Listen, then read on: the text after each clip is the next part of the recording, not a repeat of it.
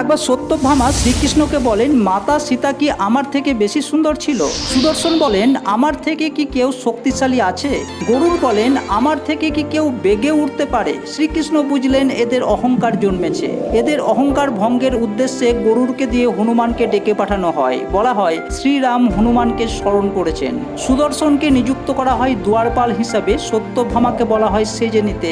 আকাশে এক সঙ্গে আসার সময় গরুড়ের অনেক আগেই হনুমান দুয়ারিকায় পৌঁছে যান। ভিতরে প্রবেশ করতে গেলে সুদর্শন তাকে বাধা দেওয়ায় সুদর্শনকে ধরে মুখে পুড়ে নেন হনুমান। আর গৃহের ভিতর ঢুকে সত্যভামার দিকে নির্দেশ করে বলেন, এই দাসীকে, আমার মা কোথায়? তখন মাতা সীতা হনুমানকে ফল খেতে বলেন। যখনই হনুমান ফল খেতে যান তখন সুদর্শন বেরিয়ে যান। এইভাবেই হনুমান সুদর্শন, সত্যভামা ও গরুড়ের অহংকার ভঙ্গ করেন।